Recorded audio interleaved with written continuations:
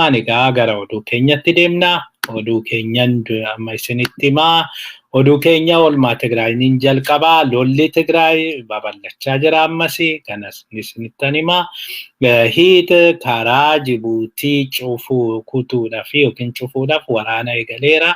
Kanas isinittan himaa. Oolmaa Oromiyaatti ceenaachiin sochiin waboo kan isa rifachiise Abiyyi loltoota Suudaanii kibbaa gaafateera. Keessaa kan nu ga'eedha kuni kanas isinitti himna. Amaarri hiit nu miidhee jira jedha kanas isinitti himna. Tuuniziyaan waa'ee Abbayaa ilaalchisee wixinee dhiyeessitee jirti kanas isinitti himna. Obasanjoon araara fidaa kanas isinitti himna. Beenishaangulitti waraana hamaa geggeeffamaa jira. Kanas isinitti himuuf deemaa jirra. Uummanni biyyattii miliyoona 117 gaafa ta'u kan Oromoo immoo miliyoona 60 ga'ee jedhama. Kanas isinitti himna. Filannoon akka irra deebi'amu manni murtii murteessee jira. Kanas isinitti himna. Oolmaa addunyaatiin immoo walitti dhufeenyi Eertiraa fi Ameerikaa hammaatee jira. Kanas isinitti himna. Ameerikaan Turkii adabuu fi kanas isinitti himna. Yoommoo yeroo qabaannee kana wajjiniin kan biraasoo kan isinitti himnu Ameerikaan tarkaanfii ISIS irratti fudhachuu ishii isinitti himna. Kanumaan egaa gara oduu keenya jalqabaatti deemna. Oduun keenya jalqabaa oolmaa Tigraayinii waraanni kuni babal'achaa jira. Waraanni kuni garmalee babal'achaa jira. Waraana kanaanii amma warri abbuutti kana duraa egaa karaa wallootinii haayiq naannoo haayiq sana to'atanii jiru jedhamee ture. Achiin booda haga haayiq deemanii asiinis jiddu galaanii gara Gondaritti deemaa turanii kanaanii magaala Dabaarqe qabatanii jiru. Magaala Dabaarqe erga qabataniin booda amma waraanni guddaan yookiin humni jiru hundi walitti qabamee bakka garagaraati. Namni miliyoona 1 ol ta'u karaa sana akka cufu jedhamee karaa sana irratti harca'e yookiin gadi nam'ee jira jedhamee jira. Namni miliyoona 1 olii achirratti harca'ee gadi nam'ee gaafa jiru isa sanaanii waraanni geggeeffamee ture. Waraana sana irratti egaa warri humni biltsiginnaa hedduun miidhamee jira jedhamee jira. Humni biltsiginnaa hedduun erga miidhameen booda biltsiginnaan humna ishii achi keessaa baasanii gara Wallootiyyuu gara Daseetti geessanii amma Daseeyyuu ba'anii gara Kombolchaatti baqachaa jiru jedhamaa jira. Egaa kana dubbii kana mirkaneessuu hin dandeenye warra keessaa warra Tigraay qofatu himachaa jira. Aktivistoonni Amaaraa tokkos himachaa jiru. Dasee waraanatu jira. Dasee dhukaasatu jira. Dhukaasa walirraa dhaabbannetu jira. Iddoo tokkotti saamichi jira. Nageenyi hin jiru. Baay'ee rakkisaa ta'ee jira jedhamee jira. Kanaan wantichi gara baadiyyaa yoo xinnaate magaalallee qabachuu baatanii gara baadiyyaa Daseetti akka babal'achaa jirudha kan dubbatamaa jiru. Kanaan Abiyyi ammallee kaayyoon isaa yookiin immoo wanti inni haga ammaa yaadaa jiru humni kuni hamma danda'ame hamma tokko narraa ittisaa warra kaanii warra biltsiginnaa narraa ittisaa jedhee kan yaadaa jiru jedhamee jira. Humna guddaa naannoo sanitti bobbaasuudhaani humna guddaa saniin ofirraa ittisuudhaaf kan inni yaalaa jiru. Inni sun garuu homaa hojjechuu akka hin dandeenyedha. Amma tokko warri biltsiginnaa rakkinni isaanii meeshaa waraanaa gahaa hin qabanii jedhanii jiru. Kanaafi dhagaadhanii qawwee fudhadhaa jedhanii wanti suni dhugaadha jedhamee jira. Qawwee irraa dhaqaa saamaadha. Dhaqaatu ajjeesatoo nuti isinii rukunnaa achiin booda dhagaadhanii dhokadhaatoo holqa keessa maal keessa gaafa isaan dhufanii dhagaadhannaa too qawweerraa fudhadhaa jedhaniiti kan isaanii itti ergaa jiran jedhamee jira. Kun egaa naannoo Amaaratiif dhukkubbii mataa ta'ee jira. Sanaan alas manni buqqa'ee baay'ee garmalee baay'atee jira. Garmalee dabalee jira manni waraana kanaan buqqa'ee. Sanaan ala warra buqqa'een ala ummatuma kanaayyuu galaasaa qopheessuun garmalee rakkisaa ta'ee jira. Kun hundi ba'aa ta'ee jira. Waraanichi amma akka barbaadametti miti warra Tigraay san lafa qabatan irraa buqqisanii yookiin lafa qabatan san irraa fuudhanii duubatti deebisu lafuma bakkuma amma jiru kanattiyyuu akka isaan hin babal'anne dhoorku dhiyaana rasaasaa ta'anii rasaasuma akka hin dabarre gochuudha. Gufachiisuudhaaf qofti gahaa hin taane jedhamaa jira. Kanarraa kan ka'e egaa baay'ee rakkoo raafama guddaa keessa galanii akka jiranidha. Kanaani amma humna kana keessattuyyuu humna baay'ee ajjeessanis baay'ee hedduu rukutanis humni kun baay'inaan amma bakka baay'eetti konsantireet ta'eeti kan inni jiru. Meeshaas qabaachuu baatu calliseetti kan meeshaa qabu wajjin hin dhufaa. Meeshaa tokko jala 3-4 ta'anii deemaa jiru jedhamee jira. Akkasiin kan deemaa jiranii kana amma bittinneessuudhaaf jedhanii warri Tigraay waraanicha babal'isaa jiru. Waraana kana gara dhiyaattis waan jalqaban fakkaatu, gara Walqaayititti waan jalqaban fakkaatu. Sana egaa warri Eritiriyaa yaa eeganii warri Eritiriyaati kennamee ture. Eritiriyaa dhiibbaa guddaan irra godhamaa jira. Kaleessa mootummaan gamtooman afaan tokkoon Eertiraan bahuu qabdi jedhanii kan akeekkachiisanii. Egaa akeekkachiisni kun Eertiraa baay'ee miidhaa. Eertiraanis onnattee deemuu hin dandeenye. Onnattee keessaa wanti kun Abiyyi seef gochuudha fi caalaa gadi dhufuu hin dandeenye. Kanaaf kan Eritiriyaas cubbuma kana ilaalamaa achi keessa turuuf yoo turanii jedhanii waan addaatu isaan eeggachaa jira. Yoommoo bahanii humni biltsiginnaa achi keessa turuu hin danda'u. Kanaaf jedhaniiti isaanii isaan mataa isaatiin akka confused ta'anii achi keessaa karaa meeshaa waraanaatiin amma humna mechanized jedhamanii rukutuu jalqabanii jiru jedhamee jira. Gara dhiyaatiin egaa sanarra jiru jedhamee jira. Gama saniin kanarra gaafa jiranii gama biraatiin immoo gara Affaaritti babal'achaa jira jedhamee jira. Waraanni kun gara Affaaritti babal'atee Affaar keessas akkasuma karaa Jibuutii gara Itoophiyaa dhufu kana gara Finfinneetti deemu kana cufuudha fi tattaaffii gochaa jiru jedhamee jira.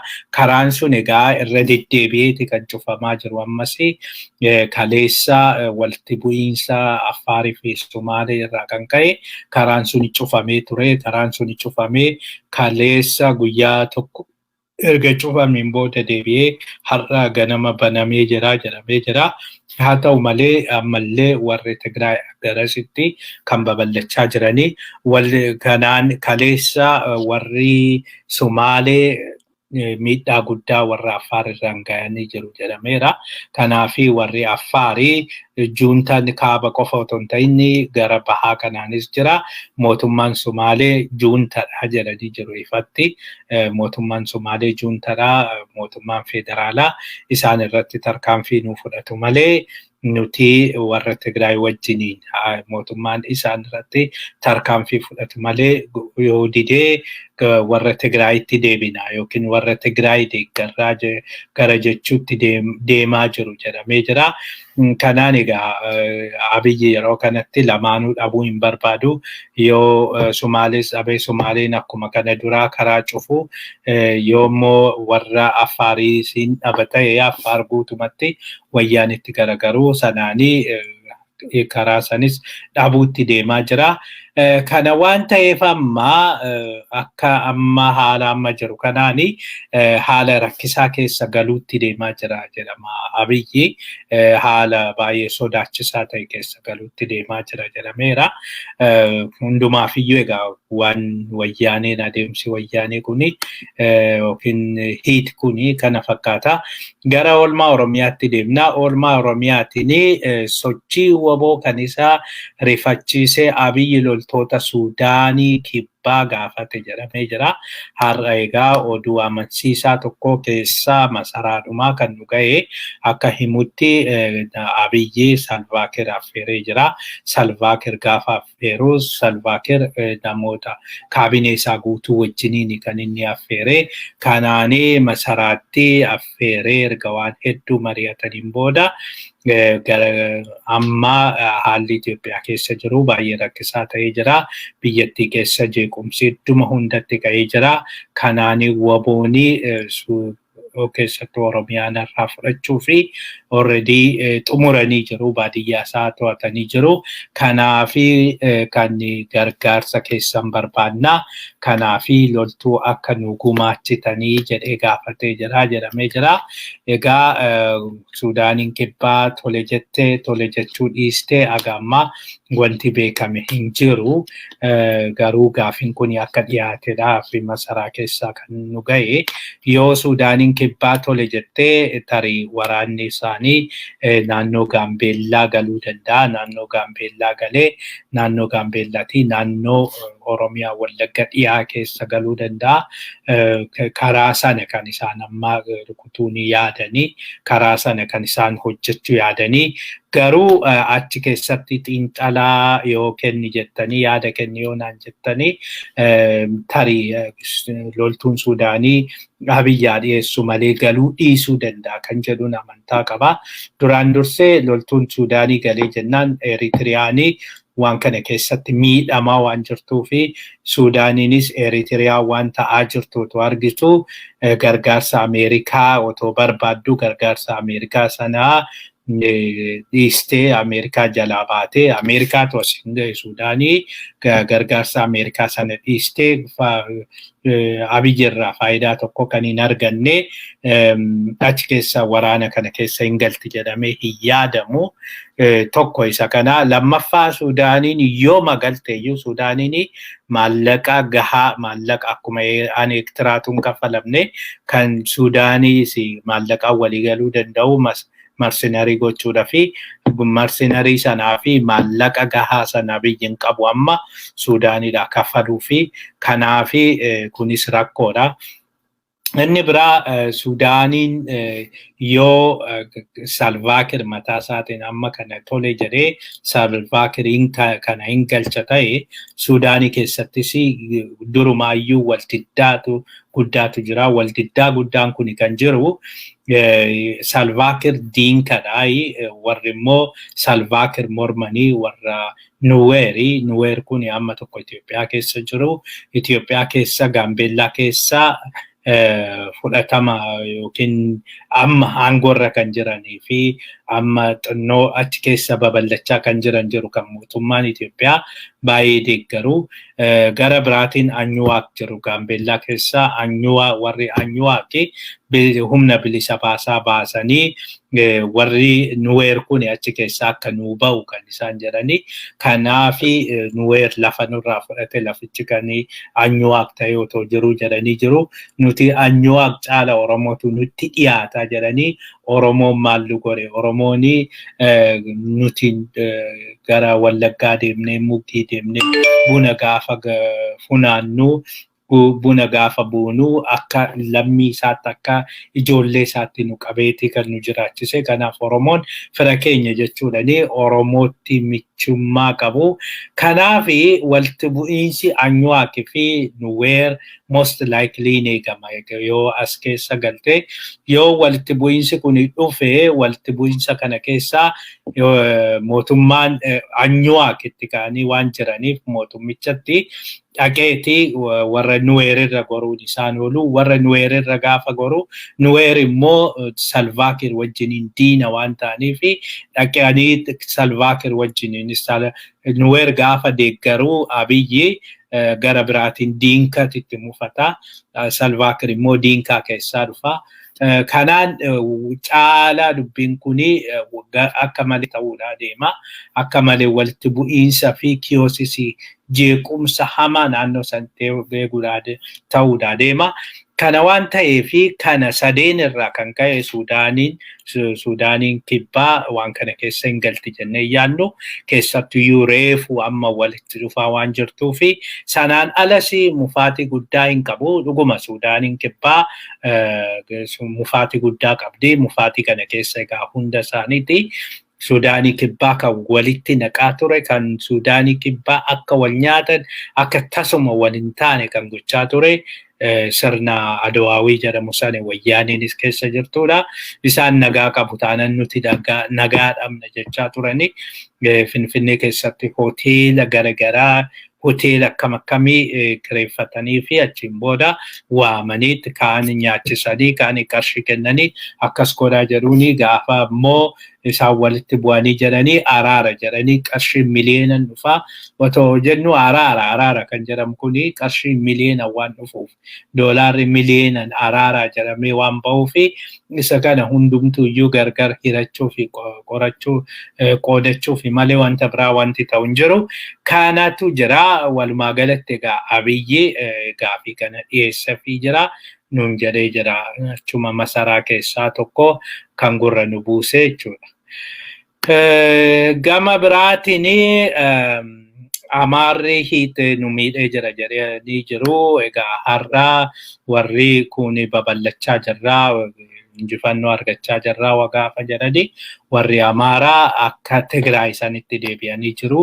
Tigraay iddoo baay'eetti nama ajjeesaa jira. Meeshaa waraanaa gurguddaadhani mana jiraattotaa yookiin baadiyyaa keessatti qonnaan bulaa irratti manni qonnaan bulaa meeshaa waraanaatiin rukutamee jira.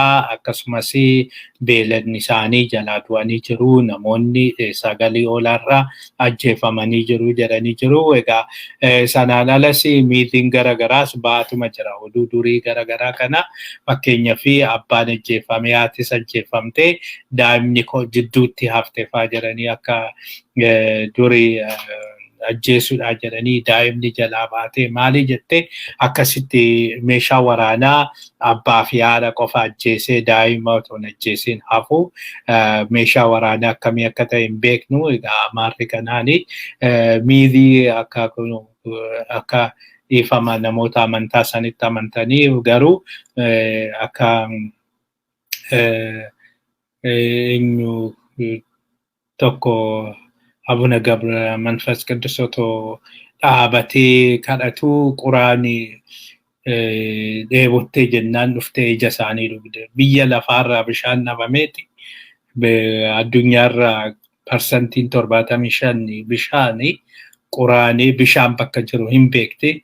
Bishaanumti dhabamtee immoo ijji nama kaanis dhabamee ijji beeladaas ijumti biraa dhabamtee ijuma Abuna Gabra Manfas Qidduus yookiin abboo jedhamu kana isuman dhuga jettee dhufteeti ija isaa dhugde. Yeroo ija isaa dhugdullee inni naamne kadhachuu. Kanaan egaa miilli tokko irraa citee miilli lammaffaas irraa citee balali'uu jala waan akkasiitiin beekamaadha warri kun. Otoo jennu akka ogbarruutti kan akkasii kun Oromoo keessa hin jiru. Oromoon more logicalidha. Wanta hin taane namatti himu. Sammuun keenya akka itti hojjetuu fi sammuun gara kaabaa keessattuu sammuun amantii hossee jedhamu kanaan dhiifama. Egaa akkasitti ibsuu keenyaaf warra amantii sana hordoftanii fi amantii hossee akkasii sana irratti hundaa'uun nu bira hin jiru. Oromoo bira hin jiru. Garaagarummaa guddaan keenya inni tokko kanaadha. Loojikitti amanu. Wanti nu amansiisnu nutti nu amansiisu. Simbirri yookiin immoo quraan yookiin waaliin bishaan dhabee ija namaa dhuguu hin jiru nu bira. Akkas waan akkasii yaadnis himnes hin taa'jennes yaadnes hin beeku. namni miilli irraa citee otoo dhaabatu miilli irraa citee miilli lama irraa citee koola baasa jennes hin amanu. Waan akkasii hin qabnu waan akkas waan jiru hin himna waan dhugaa jiru hin himna waan dhugaa hin jirre immoo dhugaa miti jennee bira dabarra jechuudha. Kana ammas waan akkasiiti waraana kana keessatti meeshaa waraanaa jennu taankii haa ta'uu hin beeknu meeshaa waraanaa haaraa diroonii yookiin haaraa warra Tigraay abbaa faadha ajjeesanii ilmaan hambisuu yookiin ilmaan akka hin duune gochuu ijoolleen xixinnoon akka hin duune kan godhu godhanii egaa uumanii jiru jechuudha. Kanaani kan isaanii dubbachaa jiranii kana duras dhagaan ajjeese jedhanii dhagaadhanii kan taankii booji'e jedhanii fa'aa dubbachaa turanii waan akkasiitu jira. Kanas ta'ee egaa boo'ichi jira miidhamaa jirra keessattuyyuu aanaa faarxaa iddoo jedhamu sanatti mana qonnaan bulaarraa taankiidhaan yookiin meeshaa gurguddaadhaanii mana qonnaan bulaa rukutanii qonnaan bulaan sagalii olii du'ee jira jedhanii bu'aa jiru. Yoo dhugaa ta'e namni nagaa miidhamuu hin qabu, namni nagaa tasuma waan akkasiirra ga'uu hin qabu. Garuu waraana keessa immoo inevitably namni nagaa hedduutu miidhamaa. Kanaaf waraanichi dhaabbachuu qaba. Duris ammas ejjennoon Oromoo sanuma waraanni hin barbaachisu. Waraana kana kan fide balaa kana kan nutti fide Abiyyi achirraa ari'aa ittiin booda wanti hunduu nagaatti ba'a. Waraanni hin jiru gaafa sana. Yoo dhuguma hundumtuyyuu naannoo ofiitti amanee yoo hundumtuyyuu naannoo ofii hin cimsata naannoo ofiitti hin hojjeta naannoo ofii guddisuudhaaf tattaafata yoo ta'e wanti walitti nu fidu hin jiru. Wanta keenya irratti ofii keenya murteessaa taanee wanta waliin irratti waliin yoo murteessine waraanni waan jedhamu hin jiru. Suni badeeti amma. Egaa kanuma kan ittaanee jiru Tuniziyaanii waa'ee Abbaay Abiyyiin jedhee dhiifama ilaalchistee wixinee mootummaa gamtoomaniif dhiyeessiteerti. Egaa mootummaan gamtoomanii amma yeroo 8ffaaf barana qofa yeroo 8ffaaf taa'e kaleessa irratti mari'atee jira. Ammas immoo dhiyootti yoom akka ta'e hin beeknu dhiyootti dhimma laga Abbayyaa kanaan wal qabatee Tuniziyaan immoo yaada wixinee dhiyeessitee jirti jedhamee jira. Yaada wixinee kana dhiyeessitee achi keessatti irratti mari'atama jedhamee jira. Ammas gaafa mari'atamu duula dippiloomaasii guddaa geggeessaa jirti. Misrii fi Suudaaniin lafa jala dhoksanii kana duras namtichi naniidha jedhee otoo dhiidhiin hafee laga Abbayyaa sana bishaan irraa hir'ate jiru. Sanaaf isaan amma bishaan suni tasuma akka irraan hir'anne waan garagaraa gochaa jiru. Waan garagaraa gochaa jiru. Abiyyi amma hunduma caala kan isa miidhaa jiru. Abiyyi garmalee kan miidhamaa jiru waan waraana kanarraa kan ka'e hundumti waan isa jibbee fi ijattiin dubbatu ijattiin amansiisatu hin qabu. Amma isaan kan rarra'aa jiranii warri xinnoon nu deeggaran jedhaniiti. Amma kaleessa Hindiini baalaansid goote dhimma isaanii keessa galuu hin qabnu biyyattiini araara kan haa buustu gatii jettee fi har'a fiiganii ka'aniiti Hindiitti Dammaqa Makonnin bilbilee egaa ministeera hajaa biyya alaa Hindii sanaa galateeffate maal jechuudha suni maal akka waan akkasii suni eessan nama ga'a. Okay, Hindii galateeffatan Chaayinaan galateeffanne garuu Chaayinaas kadhateera dursee bilbilee kadhateera warra Raashaas akkasuma kadhateera. Eessan ga'a kun hagamiin ga'a kun kuni kadhaan kuni yookiin yeroo tokkotti waan dhimma isaanii keessan galinaa jedhanii. Dhuguma dhimma isaanii keessa dhimma biyya tokko keessa hin galan dhimma biyya tokko keessan galinaa jechuun gama biraan Eritiriyaadhaa fi Eritiriyaadha hunda caala dhimma biyyattii sana keessa galee kan bukeessaaru. Eritiriyaan dhimma biyyattii sana keessa akka galtu akka hin galle jechuudha gama biraa qaamni biraa akka hin galle gochuun jechuun kuni mataa isaatiin Abiyyi balaaleffachuudha. Kana kan isaan hunda caala cimsanii kaasan. Isa kana otoo beekanuu amma emotionally waan Hindiin kana jetteef Hindii jala fiiguuni maal jechuudha. Duraan dursee pirinsipiliitti fedhii biyyattii sanaa eenyutu itti fufiinsan eeguu danda'a, eegsisuu danda'a. Eenyu kan humna qabu. Hindiin humna hin qabdu. Hindiin waggaa tokko waggaa lamaan booda achirraa darbatu. Hindiin dhaabbataa miti iddoo sanitti. Warra veetoo paaworiidha iddoo kanatti kan murteessaa. Veetoo paaworiidhaan gargar bahaa jira. Veetoo paaworii jarri sadeen irraa garagaranii jiru. Ameerikaan, Firaansiin, UK irraa garagaranii jiru. Walitti dhufeenyi Abiyyi aangorra ture yaaki innuun turu yooma aangorra ture deebi'uu hin danda'u. Amma namoonni kun mufatanii jiru. Namoonni kun garmalee itti qabamanii jiru. Abiyyitti ammaanachi Abiyyi akka legitimate power akka nama beekaa akka nama bulchaa tokkotti yaaduu fi amanuu hin danda'an. Kanaafiyyuu Abiyyiif dhumateera gara saniin. Raashaan Turkiidhaan erga walitti michee Turkii bira deemeen booda Raashaan irraa garagartee. Raashaan irraa garagartee waan jirtuufi Raashaanis homaa gochuu fi hin dandeessu. Waa tokko gochuu fi hin dandeessu. Afur dhabee jira. Chaayinaan. Chaayinaanis haala eeggachaa jirti. Chaayinaan wanti baay'een jalaa badaa jira. Chaayinaan investimentiin ishii jalaa badaa jira. Warshaan Chaayinaa cufee ba'aa jira biyyattii sana keessaa. Chaayinaan qabeenyi ishii hundi biyyattii sanatti biliyeenan invest gootee jalaa kufataanan Chaayinaanis irraa garagarti. Ammumaayyuu fuula gara biraatti kan isiin laalaa jirtu. Haala laalaa jirtu. Hindiin eessaniyyuu isan geessu. Turkii irraa yookiin Iraan irraa diroonii kadhachaa Hindii wajjiniin walitti dhufeenyan qabaadha jechuun egaa ijoolleen xinnumallee dippiloomaasii beektu abaa caadaa dippiloomaasii namni barate kana hin hubata. Biyyattii sana Paakistaanii fi Hindii keessa garaagarummaa akkamiitu jira. Turkiinii fi Iraan maal promote gochaa jiru. Wanti isaan amma addunyaa irratti promote gochaa jiran addunyaan ija kamiin isaan ilaalaa. Isaan jala seenuun immoo dhaqeeti Abiyyi akkamitti akka ilaalamu kan godhuudha. Kuni hundi waan sirriitti ilaalamuu qabuudha. Kanaaf hubannoon qaban isaanii kana namni tokkoon taa'ee barsiisu hoo jiraatedha. Hundumaaf iyyuu otoo hin barsiisan iyyuu warra baratanii miti. Hundumaafuu egaa kuni kana fakkaata.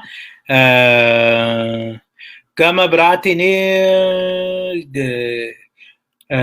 Obasanjoon araara ni fidaa kan jedhudha. Egaa gama baay'eedhaan amma Obasanjoon araara kana akka buusuu jedhameeti muudamee jira. Keessattuyyuu Baayiden gaafa bakka bu'aasaa muudatee feeltimaanii waa'ee gaanfa Afrikaa irratti isatu itti gaafatama jedhu. Erga mugee riiba meeqan booda gamtaan Afrikaa amma immoo dhimma kana Obasanjoon dhimma baha Afrikaa kana naa fixuu jedhee muudee jira.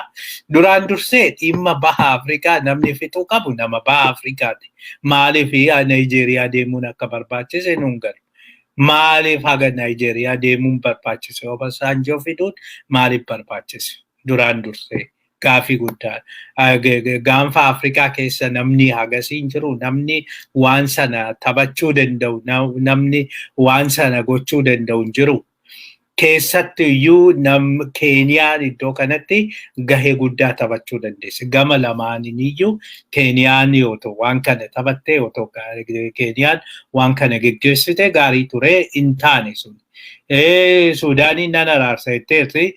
Suudaanii duraan dursee Suudaaniin michuu keenya ani isiniin araarsa jedhee meeqa itti deddeebi'aa kan ture isa ture Suudaaniidha kan iddoo kanatti gahee taphachuu dandeessu. Sanaan alas Jibuutiinis kanarratti gahee taphachuu dandeessi ture. Kana sadeen dhiisanii namicha kana egaa akka haala mijeessu yookiin akka araarsuu jedhanii gochuun maaliif akka ta'e waan namaan galleedha. Lammaffaa gamtaan Afrikaa gamtaa gatiin qabneedha. Gamtaa walga'iiti. Yeroo tokko dhiifama egaa stoorii tokko inni isinitti himaa. Sabaat Gabra እግዚአብሔር dur ijoollummaa kootti baay'een beekaa.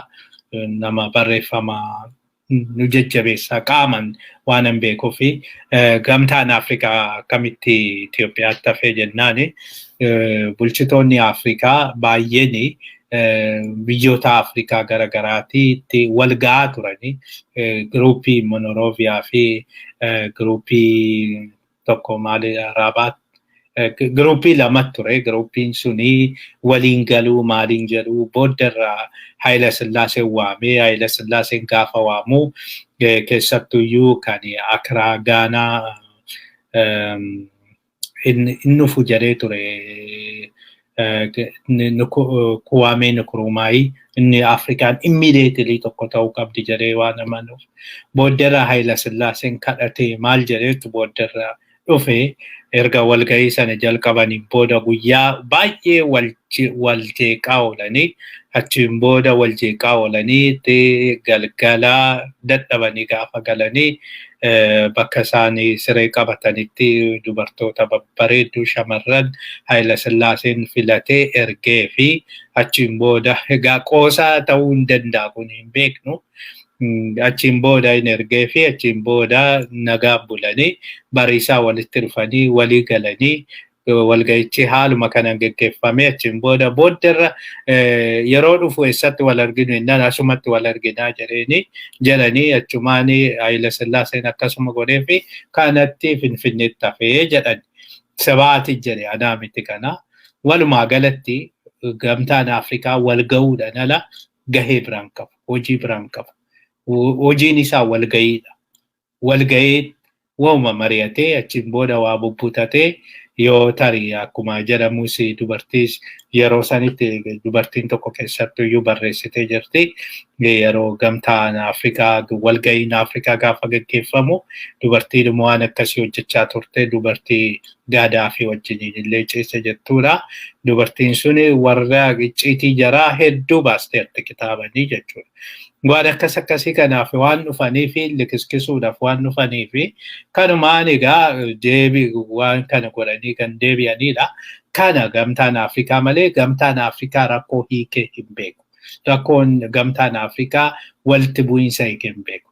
Duraan dursee walitti bu'iinsa kana keessatti amma mirgi namaa sirriitti qoratee jira. Qaamni mirgi namaa qoratee bakka mirgi namaa qorate sanitti waa'ee mirga namaa kanaa dubbachuu maaliif dadhabe? Gamtaan Afrikaa UN'n yeroo 8 yeroo 9 ol gaafa dhimma kanarratti mari'atu gamtaan Afrikaa maaliif guyyaa tokko walga'ii waamee irratti mari'achuu dadhabe? Yeroo tokkitti isaayyuu Itoophiyaan waan ergattuuf akkuma jedhame dubartoota shamarran filatanii waan kennanii fi achiin booda Itoophiyaan ergatti. Isaa fi Eertiraa irratti gamtaa qoqqobbiin haa ka'u gaafa jedhanii gamtaa Afrikaatu gaafate sana. Achiin booda Eertiriyaan gamtaa Afrikaa waan jedhamu dhaga'u ijumaan arguu fi dhaga'ullee jibbitee ture. Eertiraa akkasitti gamtaa Afrikaa keessaa baasanii diina godhanii akkasitti aarii sana qabu ammas. Kanaafi walumaa galatti kan nuti kaasne Obasanjoon jijjiiramni inni fidu hin jiru. Obasanjoo namni dhaga'us hin jiru. Dabratsiyoon dabdaabbee xalayaa kaleessa barreesseera. Kana kaleessas isinitti himneerra egaa gamtaa Afrikaatii fi barreessee gamtaa Afrikaa jedha UN'dha barreessee jira Antonio Guterres fi nuti nuni ilaallatu. Obasanjoon bakka nu bu'uus hin danda'u. Gamtaan Afrikaas nu araarsuu hin danda'u. Qaamni nu araarsu jiraate jennaan nuti haal duree malee duraan haal duree kaa'anii ture. Haal duree qabxii 7 of keessaa qabu kaa'anii ture. Isumallee dhiisnee jedhama. Isumallee dhiisnee nuti haal duree malee ni araaramna amma. Garuu kana gaafa jedhanii olaantummaa qabu ammallee negotiation kana keessatti bargaining power kan qabu isaaniidha. Araarichi immoo ta'uu hin danda'u, bu'uus hin danda'u haala amma jiru kanaan. Araarichi kan bu'uu hin dandeenye biyyattii keessatti ajjeesanii malee zero sum geemii sanatti waan amananiif araarichi hin bu'u. Bilchiginnaanis hundumtuu warri beekan baay'een jedhanii jiru. Warri jara wajjin hin dubbates jedhanii jiru. Abiyyi dirooniin naa dhufaa diroonii sanatti fayyadamee wayyaanee akkuma yeroo dura waraanni gaafa jalqabu sanii barbadeessinee bakka isheetti galchinaa jedheet amana. Ammallee dhibbaan dhibba akkasumatti amanaa jedhani Abiyyi. Ammallee waan tokko hin uumamaa. Waan even gaafa dirooniin illee dhabame waaqni na wajjiniin jira warri kunis hin jiru. Kana booda nan mo'adhaa jedhee amanaa jira. Warri Tigraayis barbadeessine bakkaan keenya amma tana Finfinnee galla jechaa jiru. Waraanichi hoggaa guutuudhaaf deemaa jira. Kana keessatti uummanni nagaa meeqatu gubachaa jira. Dargaggoota meeqa iddoo kanatti dhabne. Dargaggoonni kun jijjiirama meeqa fidu otoo waan biraatii oolchine otoo misoomaaf oolee jiraate humna isaanii kana enerjii isaanii kana otoo waan gaariidhaaf itti fayyadame waa meeqa fonqolchuu danda'u waa meeqa jijjiiruu danda'u. Kanaan biyyattii sana keessatti seenan biyyattiin karaa nagaa fixattee waan hin beekneef ammas karaa nagaatiin hin fixatti jedhamee hin yaadamu. Lammaffaan lafa kana salphumatti gadi hin dhiisan. Tokko warri Tigraay lafa Amaaraa hedduu qabatanii jiru. Warri Amaaras lafa Tigraay qabatanii jiru. Kana keessa egaa jalqabarra waraanni gaafa jalqabu taaktikii Israa'elii fi Misriinii fayyadaman 1973 irratti fayyadaman san exactly isa fayyadamu sin hin jenne turre isa fayyadaman kuno ammas isumarra jiru. Yeroo sanii Egyptiin Saanaay Israa'el 1967 Saanaay gaafa irraa fudhattu Egyptiin qophooftee maal jetteeti naannoo waggaa 6 akkasitti qophooftee achiin booda deebiteeti Saanaay guyyaa tokkotti weerartee Israa'elii bakka daangaa ammaa kanatti galchitee achiin booda Israa'el gaafa kana qaaniidha jettee namichi Yihud Barak jedhamu suni loltuu hamma tokko fidatee akkuma ta'eeti karaa Suez kaanaalii kana cabsee Egyptii keessa gale. Isaanis asii achi deemu, Misriinis asii Israa'elitti deemti, achiin booda Israa'elis immoo Egyptii gara Kaayirootti deemu. Kanaan wal keessa gaafa galanii jedhanii dhumarra lamaan keessan iyyuu mo'attan jedhanii araarsan. Ammas injifannoon kun lamaan keessa win-win solutioniidha kan dhufuu danda'u. Win-win solutioniitti amanuu hin danda'an jarri kun. Win-win solutionii ta'uyyuu win-win solutioniitti qaama sadeeniin ta'uu qaba. Qaama sadeeniin yoo ta'e qaamni sadeen kun qaama sadeen suniyyuu qaama sadi qofa ta'uu danda'a. Abaa'oon win, wayyaaneen win, bilchiginnaanis win.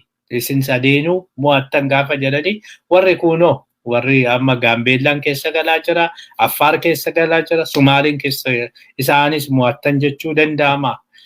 Sanaani kan falli maaliif namni iddoo biraa akka deemu walla eenyu jedhame malee duraan dursee Abiyyi iddoo sana ka'uu qaba. Abiyyi qaama solutionii otoo hin ta'in qaama rakkooti. Rakkoo kuni kan formaata argachuu danda'u Abiyyi achirraa ari'uudha. Tokko lammaffaa naannoleen mataa ofiitiin murteeffachuu qabu. Naannoleetu nama bakka buufachuu qabu. Naannoon eenyuun bakka buufama gaafa jedhanii naannoo kan bakka bu'uu danda'u warra naannoleedhaaf qabsaa'edha. Sun immoo ABO'dha, WBO'dha. Sun immoo OFICO'dha. Isaan lamaan kanaadha. Oromiyaa kan bakka bu'uu danda'an. Isaan lamaan Oromiyaa bakka bu'anii bakka araarri jedhamutti sagalee Oromoo hin dubbatu jedhamanii isaaniif kennuudha. Warra Tigraayitiifis hiid isaanidha kan dubbachuu danda'u. Gaambeellaafis maaliifis warri Amaaraatti eenyu dubbachuu danda'a akkasitti. Kanaafi naannoliidha malee biyyattii miti kan dubbachuu danda'u. Iddoo kanatti bilchiginnaan dubbachuuf hin danda'u. Bilchiginnaan ummataanis kan filatame miti seeraan alasii amma isaanii warra tokko sossobanii fakkeenyaaf Chaayinaan karaa dimokiraatiitiin kan filatame mootummaadha inni jedhamu suni fudhatama hin qabu. Kanaaf kanarratti duuluun barbaachisaadha. Kana keessa embaasii Chaayinaatti hiriira ba'uunis barbaachisaadha. Chaayinaa influence gochuunis barbaachisaadha. Hanqinni keenya asitti nutti mul'ata. Chaayinaa influence gochuu hin dandeenye. Chaayinaan dhugaa keenya beekaa hin jirtu. Hindiinis amma tokko, Hindiin amma tokko hin hubattis. Hindiin keessattuu federaalizimii hin hubatti. Raashaas haga barbaachisnu hubachiisuu hin dandeenye. Hanqina guddaa qabna. Nuti amma Ameerikaan sirriitti nu hubatteerti. Ameerikaa otoo hin ta'in Chaayinaa irratti xiyyeeffannoon keenya Chaayinaa irra ta'uu qaba. Kanaan egaa walumaa galatti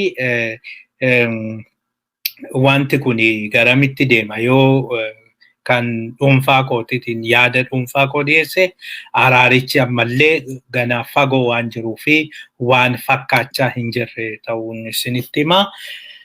Kanumaan Beenishaangulitti waraanni hamaatu jira jedhamee jira. Waraanni hamaan gaggeeffamaa jira jedhamee jira Beenishaangulitti. Beenishaangul egaa lamaanuu waan garaagaraa odeessaa jiru. Gara tokkoon bilchiginnaan yookiin warra bilchiginnaatti dhiyaatanii qaamni tokko hidha Abbayyaa qabachuudhaa fi dhufanii maal jedhanii barbadeessinee bittinneessinee jirra jechaa jira. Qabannee bittinneessinee jirra jechaa jira. Gama biraatiin immoo lakkii rukuttaa Asraat Deeneroo egaa kennaa ture, ibsa kennaa ture ofiisaatiif iyyuu ibsa kanaanii qaamni tokko wayyaaneen ergitee hidhi Abbayyaa akka dhaabbatu jedhanii waraana naannoo sanitti bananii mataa keessa rukunnee deebisnee jirra jedhamee jira. Garuu kan mataa keessa rukutamee humna bilchiginnaati jedhameeti himatamaa. Kunoo kana argaa asirratti namoota kun dargaggoota Amaaraa naannoo sanaati.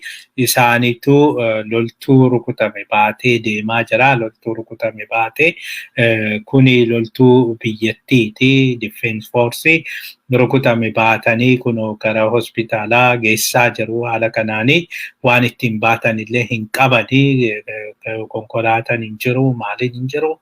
Akkasitti kan isaan fuudhanii deemaa jiranii. Kanaan egaa waraanni hamaatu gaggeeffamaa jira jedhamee jira. Isaan egaa kan injifatamanii jennaani dursanii injifanne jedhanii himachuu barbaadan malee miidhaa guddaan akka irra ga'eedha kan naannoo sana dubbatamaa jiru. Gama biraatiin uummanni biyyattii miliyoona 117 ta'ee ga'ee jira. Kana egaa World Population Centeriitu ibsee kanaanii uummanni Oromoo naannoo miliyoona 60 ga'ee jira jedhamee jira. Kanaan uummanni baay'inni uummataa kun mataa dhukkubbiidha malee waan itti ililchanii miti otoo jennuu waan baay'ee waan barbaachisuu fi kanaaf baay'ee waan baay'ee nama eeggata. Baasii baay'ee qaba, maal baay'ee qaba, karoora guddaa nama gaafata. Kanaani uummanni biyyattii 117 ta'uudhaani Afrikaarraa lammaffaa, addunyaarraa immoo 14ffaa ta'ee jira jedhamee jira.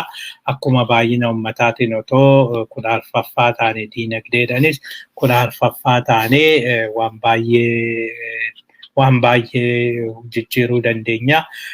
Baay'inni uummataa egaa mataa dhukkubbii qofa otoo hin ta'in gama tokkoon badhaadhinas yookiin immoo waan namaa fidee dhufuutu jira. Gara tokkoon Chaayinaan uummata hedduu qabaachuu ishiitu hunda caala ishee fayyadee Ameerikaanis immigirantii kan barbaaddu diinagdeen uummata baay'ee qabu. Uummanni baay'een yoo hojjetee jedhee yoo dhuguma poteenshaalii qabu sanitti itti fayyadamanii jedhanii konsuumarii guddaa ta'a, gabaa guddaa uumuu danda'a.